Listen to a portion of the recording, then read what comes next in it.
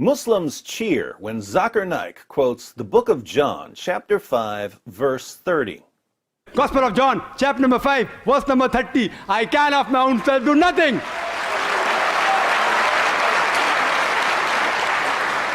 Halo teman-teman, berjumpa lagi dengan saya, Brother Peel. Kali ini kita akan menyaksikan bagaimana sanggahan David Wood atas tuduhan Zakir Naik yang menggunakan penggalan Yohanes 5 ayat 30 untuk membuktikan Yesus bukan Tuhan. Bukan cuma comot satu ayat dari satu pasal, bahkan satu ayat pun disunat oleh Zakir Naik. Berikut rangkuman jawaban David Wood. Selamat menyaksikan.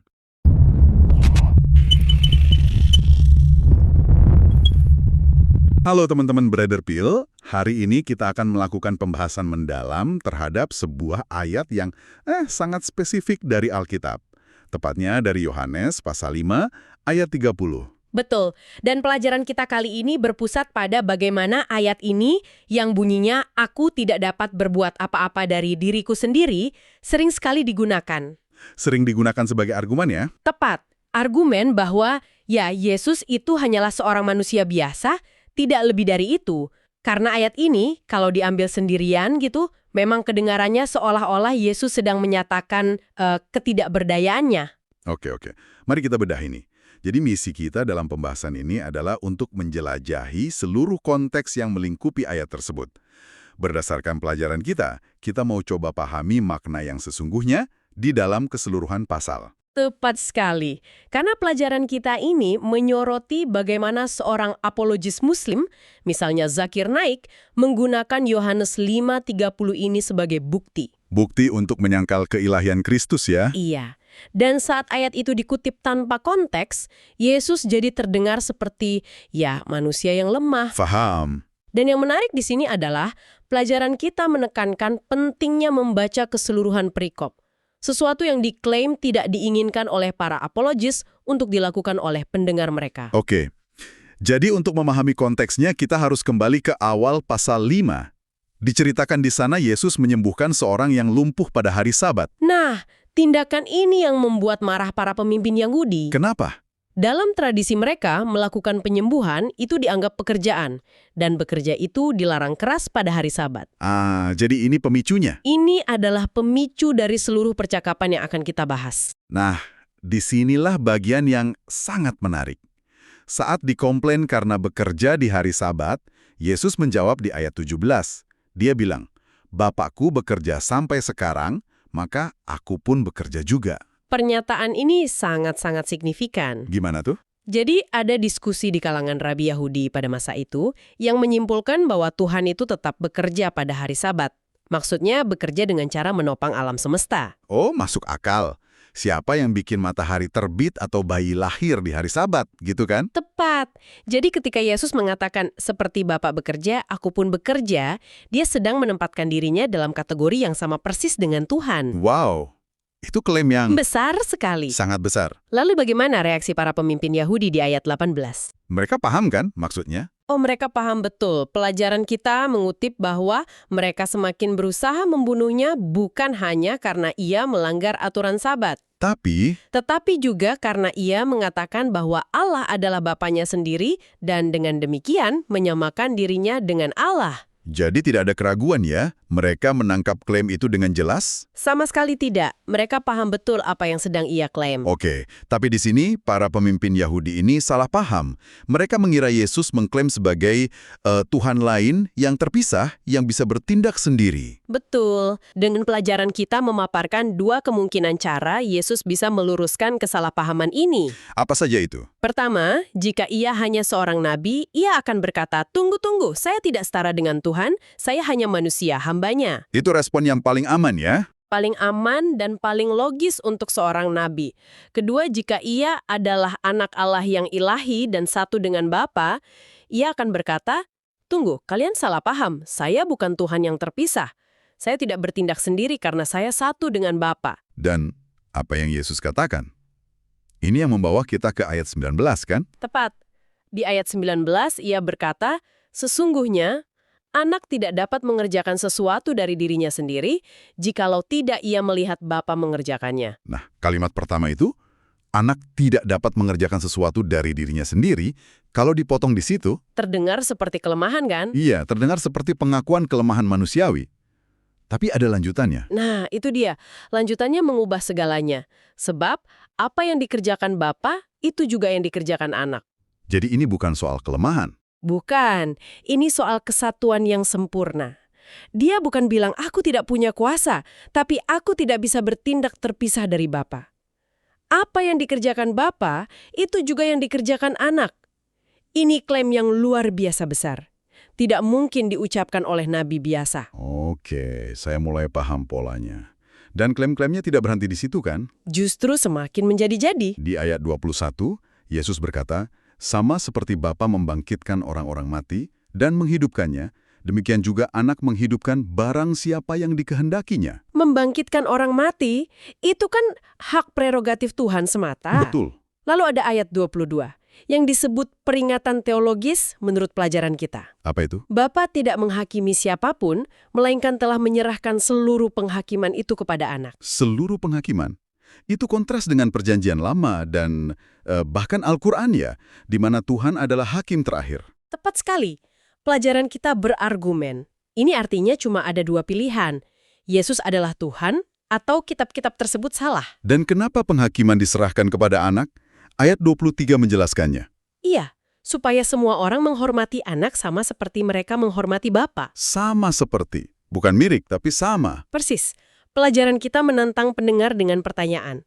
Apakah kita menghormati seorang nabi biasa dengan cara yang sama persis seperti kita menghormati Bapa, Sang Pencipta? Tentu tidak. Dan ayat itu berlanjut. Barang siapa tidak menghormati anak, ia juga tidak menghormati Bapa yang mengutus dia. Ini secara implisit menuntut tingkat kehormatan yang setara yang mencakup penyembahan. Oke, tapi ada argumen lain.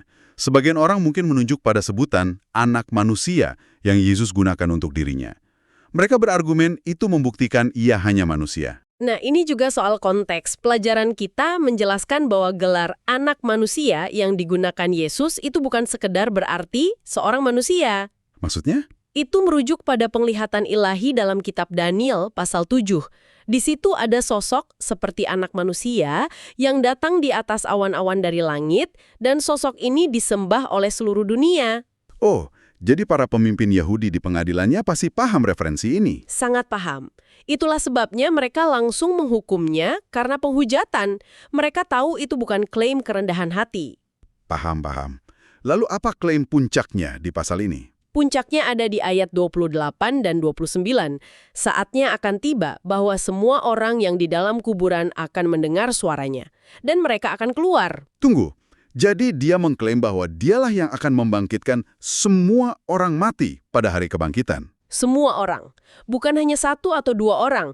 Kebangkitan universal. Padahal, baik dalam perjanjian lama, di 1 Samuel 2 ayat 6, maupun dalam Al-Quran, surah 22 ayat 7, dinyatakan dengan jelas bahwa Allah lah yang membangkitkan orang mati. Jadi ini adalah klaim ilahi yang paling ultimatif dari Yesus dalam pasal ini. Betul sekali. Jadi setelah semua konteks ini, setelah klaim kesetaraan, memberi hidup, menghakimi, dan membangkitkan semua orang mati, mari kita kembali ke ayat 30. Ayat yang menjadi pusat perdebatan kita. Aku tidak dapat berbuat apa-apa dari diriku sendiri.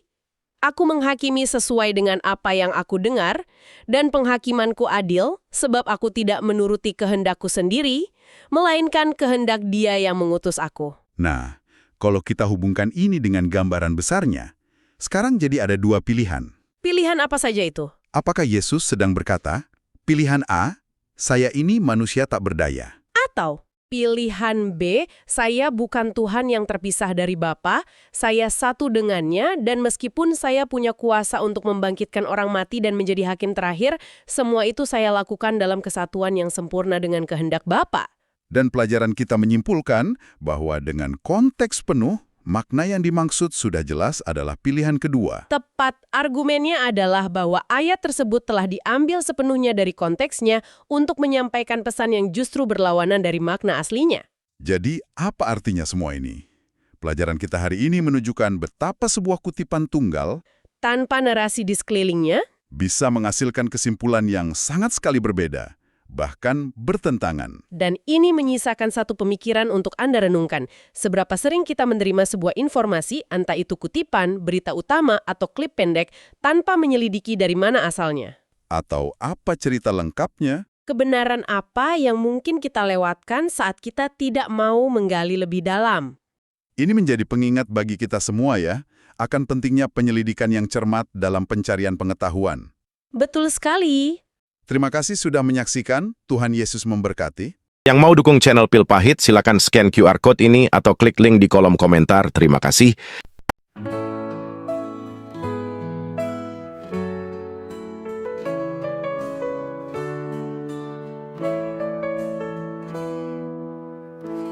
Janganlah hendaknya kamu khawatir tentang apapun juga. Nyatakan dalam segala hal keinginanmu kepada Tuhan dalam doa dan permohonan dengan ucapan syukur. Segala perkara dapat kita tanggung di dalam Dia yang memberi kita kekuatan. Bersukacita senantiasa dalam Tuhan. Sekali lagi ku katakan, bersukacitalah. Tuhan kita akan memenuhi segala keperluanmu menurut kekayaan dan kemuliaannya dalam Kristus Yesus. Dimuliakanlah Allah dan Bapa kita selama-lamanya. Segala perkara dapat kita tanggung di dalam Dia yang memberi kita kekuatan. Bersukacita senantiasa dalam Tuhan. Sekali lagi ku katakan, bersukacita. Tuhan kita akan memenuhi segala keperluanmu menurut kekayaan dan kemuliaannya dalam Kristus Yesus. Dimuliakanlah Allah dan Bapa kita selama-lamanya. Segala perkara dapat kita tanggung di dalam Dia yang memberi kita kekuatan.